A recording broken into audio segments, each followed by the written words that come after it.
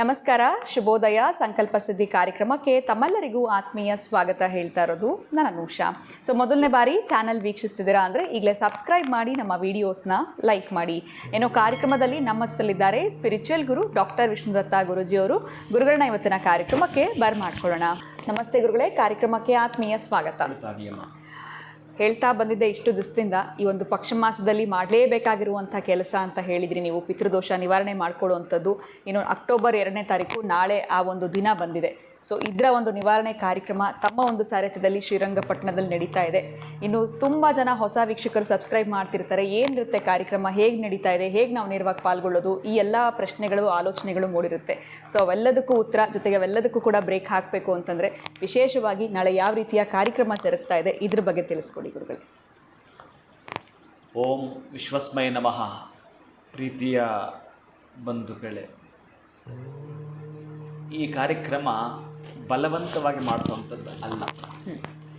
ನಮ್ಮಲ್ಲಿರ್ತಕ್ಕಂಥ ಬಲಹೀನತೆಯನ್ನು ಬಲ ಪ್ರಚುರಪಡಿಸ್ಕೊಳ್ಳಲು ಮಾಡ್ತಾ ಇರೋಂಥದ್ದು. ಆದ್ದರಿಂದ ವರ್ಷಕ್ಕೊಮ್ಮೆ ಪಿತೃದೇವತೆಗಳು ಅಂತ ಏನು ಕರೀತಾರೆ, ಪಿತೃದೇವತೆಗಳನ್ನು ನಮ್ಮ ಕುಟುಂಬದ ಗತಿಸಿ ಹೋದವರು ಮಾತ್ರ ಅಲ್ಲ. ನಾವಿಲ್ಲೇ ಅವ್ರಿಗೆ ಅಂತ ಅಂದ್ಬಿಟ್ಟಿರ್ತೀವಿ. ಪ್ರಾಣಿ ಪಕ್ಷಿಗಳು, ಆಮೇಲೆ ನಮ್ಮ ಮಿತ್ರರು, ತುಂಬ ನಮಗೆ ಇಷ್ಟವಾಗಿರೋ ಮಿತ್ರ, ಅವನ ಹೆಸರು ಕೂಡ ಪಾಪ ತರ್ಪಣ ಬಿಡಬೇಕು.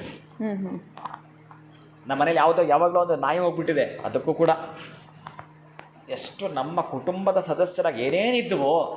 ಆಮೇಲೆ ನಮ್ಮ ಕಷ್ಟದ ದಿನಗಳಲ್ಲಿ ನಮಗೆ ಯಾರಾದ್ರೂ ಸಹಾಯ ಮಾಡಿರ್ತಾರೆ ಅಂಥವರು ಯಾರಾದರೂ ಹೋಗಿರ್ತಾರೆ, ಅವರು ಕೂಡ ಸಮಾನರೇ. ಅದಕ್ಕಾಗಿ ಈ 15 ದಿನಗಳು ಬಹುಶಃ ಹೇಗೆಲ್ಲ ಶಾಸ್ತ್ರ ಮಾತಾಡುತ್ತೆ ಅಂತಂದರೆ, ಈ ಕೆರೆತ ಬಂದಾಗ ಹೇಗೆ ನಾವೆಲ್ಲ ಮಾಡ್ಕೊಳ್ತೀವಿ, ಹೀಗೆ ಹಸುಗೆ ನೋಡಿ, ಗೋಶಾಲೆನಲ್ಲಿ ಋಷಭ ಇಲ್ಲದೆ ಗೋಶಾಲೆ ನಡೆಸಬಾರದು. ಆ ಕೆರೆತದ ಕಲ್ಲು ಅಂತ ಇರ್ತದೆ, ಅದನ್ನು ಒಂದು ರೀತಿಯ ಧ್ವಜಸ್ತಂಭದ ಆಕಾರದಲ್ಲಿ ಪ್ರತಿಷ್ಠಾಪನೆ ಮಾಡಿ ಹಾಕಿರ್ತಾರೆ ಆ ಕಲ್ಲನ್ನು. ಆ ಒಂದು ಕಲ್ಲೇನಾದರೂ ಗೋಶಾಲೆಯಲ್ಲಿ ನಾವುಗಳು ಅರ್ಥ ಮಾಡಿಕೊಂಡೇನಾದರೂ ಅಂತಹ ಕಲ್ಲು ಒಂದು ನಿರ್ಮಾಣವನ್ನು ಮಾಡಿದ್ದೆ ಆದರೆ, ನೀವು ನೋಡಿರ್ಬೋದು, ಒಂದು ಹಸು ಹೋಗಿ ಅದಕ್ಕೆ ತಿಕ್ಕುತ್ತಾ ಇರುತ್ತೆ ಮೈಯನ್ನು. ಆ ಮೈ ತಿಕ್ಕುವಾಗ ಬಹುಶಃ ಅದು ಬಾಲದಲ್ಲೋ ಅಥವಾ ಅದರ ಕಾಲಿಂದಲೋ ಮಾಡಿಕೊಳ್ಳುತ್ತೆ, ಟ್ರೈ ಮಾಡುತ್ತೆ.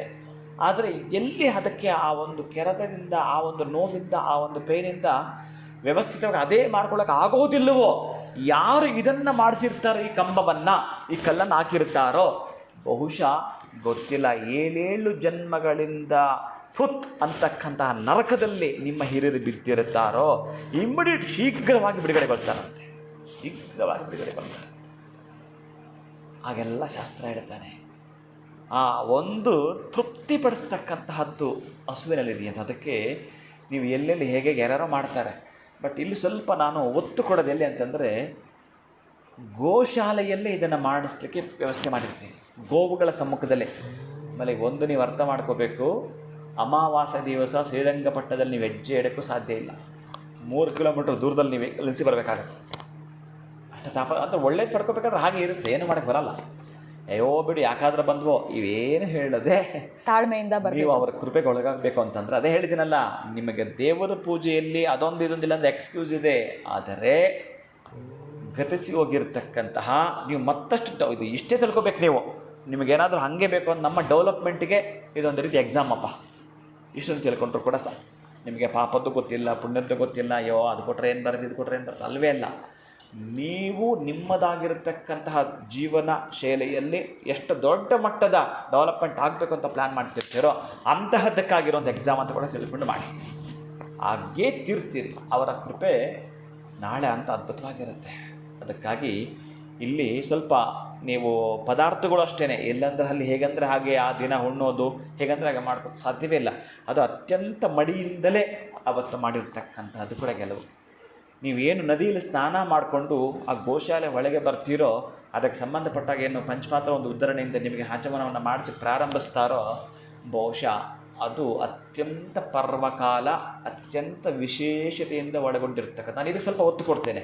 ಶಾಸ್ತ್ರಗಳು, ಆ ಪ್ರಮಾಣ, ಆ ರೀತಿ ವಿಧಿವಿಧಾನಗಳು ಏನಿರ್ತಾವೋ ಸ್ವಲ್ಪ ಕಷ್ಟ ಆದರೂ ಕೂಡ ಅಂತಹ ಗೋಶಾಲೆ ಒಳಗಡೆ ಇದನ್ನು ಮಾಡಬೇಕು. ಯಾಕಂದರೆ ಅದು ಕ್ಲಿಯರ್ ಆಗಲೇಬೇಕು. ನೀವು ಹೋದ ವರ್ಷ ಎಲ್ಲೆಲ್ಲಿ ಮಾಡಿದರೆ ಏನೋ ಡೆವಲಪ್ಮೆಂಟ್ ಆಗಿದೆ, ಬಟ್ ಈಗ ಮಾಡಿಸಿದ್ರೆ ಏನೋ ಡೆವಲಪ್ಮೆಂಟ್ ಆಗುತ್ತೆ, ಏನು ಕಳ್ಕೊಳ್ಳೋದಿಲ್ಲ ಅಂತ ದೊಡ್ಡ ಮಟ್ಟದ್ದೇನಿಲ್ಲ ಇಲ್ಲಿ, ಅಂತ ದೊಡ್ಡ ಮಟ್ಟದ ಫೀಸ್ ಏನು ಇಟ್ಟಿಲ್ಲ ಇಲ್ಲಿ. ಅದಕ್ಕೆ ನೀವು ತಲೆ ಕೆಡಿಸ್ಕೊಳ್ಳೋಂಗಿಲ್ಲ. ನಾವು ಮಾಡಲೇಬೇಕು ಅನ್ನೋ ಸಂಕಲ್ಪ ಇತ್ತು ಅಂತಂದರೆ ನಿಮ್ಮ ಮಕ್ಕಳು, ನಿಮ್ಮ ಮೊಮ್ಮಕ್ಕಳು, ನಿಮ್ಮ ಕುಟುಂಬ, ನಿಮ್ಮ ವಂಶ ಬೆಳವಣಿಗೆ ಆಗ್ತಕ್ಕಂತಹದ್ದು ಅಂತಂದರೆ ಈ ಒಂದು ಸೇವೆಯಿಂದಲೇ. ಹಾಗಾದರೆ ಬಲವಂತವಾಗಿ ಕರೆಯೋದು ಮಾಡೋದು ಅಲ್ಲವೇ ಇಲ್ಲ. ನಾನು ಅನೌನ್ಸ್ ಮಾಡ್ತಿದ್ದೀನಿ, ನೀವೇನು ಮಾಡ್ಕೊಳ್ತಕ್ಕಂಥದ್ದು ಇತ್ತು ಅಂತಂದರೆ ಖುಷಿಯಿಂದ ಸಂತೋಷವಾಗಿ ನಿಮಗೆ ಗೊತ್ತಿರ್ತಕ್ಕಂಥ ರೀತಿಯಲ್ಲಿ ಮಾಡಿಕೊಳ್ತಕ್ಕಂತಹದ್ದು ಮಾಡಿ. ಅಲ್ಲಿ ನೀವೇನು ಬಿಡಿಸಿರ್ತಾರೆ ನಿಮಗೆ ಪಿಂಡ, ಅದನ್ನು ನೀರಿಗೂ ಹಾಕುವಂಥದ್ದು, ಹಸುಗೆ ತಿನ್ನಿಸುವಂಥದ್ದು, ಹಸುಗೆ ಅಲ್ಲೇ ಗ್ರಾಸ ಇಟ್ಟಿರ್ತಾರೆ, ಗ್ರಾಸನ್ನು ಕೊಡ್ತಕ್ಕಂಥದ್ದು ಒಂದಷ್ಟು. ಹೀಗೆ ಏನಾದರೂ ಒಂದು ಸೇವೆಯನ್ನು ಮಾಡಿ ಒಂದಷ್ಟು ನಾವು ಕೊಟ್ಟಿರೋ ಒಂದು ಹಣದಲ್ಲಿ ಒಂದಷ್ಟು ಯಾರಿಗಾದರೂ ಕೂಡ ನಿರ್ಗತಿಕರಿಗೋ ಅಥವಾ ಬ್ರಾಹ್ಮಣರಿಗೋ ಮತ್ತೊಬ್ಬರಿಗೋ ಇನ್ನೊಬ್ಬರಿಗೋ ಅನ್ನದಾನವನ್ನು ಮಾಡಿದಾಗೆ ಆ ಪ್ರತಿಫಲವನ್ನು ಪಡ್ಕೊಳ್ತಕ್ಕಂಥ ವಿಧಾನಗಳು ಇವಾಗಿರ್ತಾವೆ, ಬಿಟ್ಟರೆ ಬೇರೆ ಎಂತ ಇಲ್ಲ. ಒಟ್ಟಾರೆ 7 ಜನ್ಮದಲ್ಲೂ ಕೂಡ ನಮ್ಮ ಕುಟುಂಬಸ್ಥ ಯಾರಾದರೂ ಕೂಡ ನರಕದಲ್ಲಿದ್ದರೆ ಅದನ್ನು ಓಪನ್ ಮಾಡಿ ತೆಗಿತಕ್ಕಂಥದ್ದು. ಅವರ ಶುಭಾಶೀರ್ವಾದ, ಅವರ ಅದೃಷ್ಟದ ಆಶೀರ್ವಾದ ನಾವು ಪಡ್ಕೊಂಡು ಹಾಗೇನೆ. ಅಂತಹ ಹಿರಿಯರಿಂದ ಏನಾದರೂ ಪಡ್ಕೊಳ್ತೀವಿ ಅಂತಂದರೆ ನೋಡಿ, ಸಣ್ಣದೊಂದು ಯಾರೋ ಒಬ್ಬರು ಅಜ್ಜಿ ಅಂದ್ಕೊಳ್ಳೋಣ, ಯಾರೋ ಒಬ್ಬ ಅಜ್ಜಿ ಅಂದ್ಕೊಳ್ಳೋಣ, ಆ ಕೇಸಲ್ಲಿ ಆಸ್ತಿ ಇದೆ ಅಂತಂದರೆ 100 ಎಕರೆ ಆಸ್ತಿ ಇದೆ ಅಂತಂದರೆ ಏನಿರ್ತಾರೆ ರಿಜಿಸ್ಟ್ರೇಷನ್ ಆಫೀಸಲ್ಲಿ, ಇಲ್ಲ ಅವ್ರು ಬಂದೇ ಸಿಗ್ನೇಚರ್ ಹಾಕಬೇಕು ಅಂತ. ನಿಮ್ಮ ಶಕ್ತಿ ಇದ್ದರೂ, ನಿಮ್ಮಲ್ಲಿ ಎಷ್ಟೇ ತಾಕತ್ತಿದ್ದರೂ, ನಿಮ್ಮ ತುಂಬ ಬೇಕಾದಷ್ಟು ಇನ್ಫ್ಲುಯೆನ್ಸ್ ಇದ್ದರೂ ಕೂಡ ಆ ಅಮ್ಮನ ಹತ್ರ ಆಸ್ತಿ ಇದೆ, ಆ ಅಮ್ಮ ಬೆಡ್ ರಿಡನ್ ಮಲಗಿದ್ದಾಳೆ, ಈಗ ಅವನು ಭಯಪಡ್ತಾನೆ. ಇಲ್ಲ ಆಕೆ ಸಿಗ್ನೇಚರ್ ಏನಾದರೂ ಬೇರೆ ಥರ ನೀವು ನಕಲಿ ಮಾಡೋಕ್ಕೆ ಹೊರಟರು ಕೂಡ ಆ ರಿಜಿಸ್ಟ್ರೇಷನ್ ಆಫೀಸಲ್ಲಿ ಭಯಪಡ್ತಾನವ, ಸಾಧ್ಯವೇ ಇಲ್ಲ. ಹಾಗೆ 100 ಕೋಟಿ ಆಸ್ತಿ ಆ ಅಜ್ಜಿ ಹೆಸರಲ್ಲಿ ಇದೆ ಅಂತಂದರೆ ಒಂದು ಸಿಗ್ನೇಚರಿಂದ ಆ ಅಮ್ಮನೇ ಬಂದು ಸಿಗ್ನೇಚರ್ ಹಾಕಿದ್ರೆ 100 ಕೋಟಿ ಆಸ್ತಿ ನೀವು ಹೇಗೆ ಪಡ್ಕೊಂಡ್ರಿ? ಹೇಗೆ ಅದಕ್ಕೆ ಸ್ವತಂತ್ರರಾದರೂ ನೀವು? ಒಂದು ಸಿಗ್ನೇಚರ್ಗೆ ಮೊದಲು ನೀವು ಅತಂತ್ರ ಸ್ಥಿತಿ ಇತ್ತು, ಒಂದು ಸಿಗ್ನೇಚರ್ ಸ್ವತಂತ್ರರಾದರೂ ನೀವು.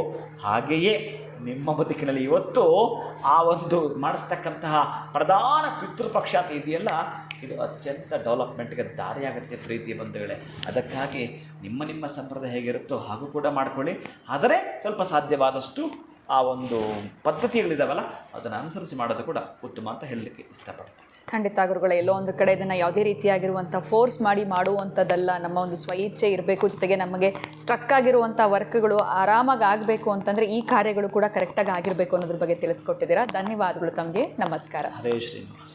ಸೊ ಹೇಗೆ ಹೋಗಬೇಕು, ಹೇಗೆ ಮಾಡಬೇಕು, ಪಿತೃದೋಷ ನಿವಾರಣೆ ಗೊತ್ತಿಲ್ಲ ಅಂದರೆ ಖಂಡಿತ ಚಿಂತೆ ಮಾಡಿಬಿಡಿ. ಗುರುಗಳ ಒಂದು ಮಾರ್ಗದರ್ಶನದಲ್ಲಿ ವಿಶೇಷವಾಗಿ ಅಕ್ಟೋಬರ್ 2ನೇ ತಾರೀಕು ಶ್ರೀರಂಗಪಟ್ಟಣದಲ್ಲಿ ಪಿತೃದೋಷ ನಿವಾರಣೆ ಕಾರ್ಯಕ್ರಮ ನಡೀತಾ ಇದೆ.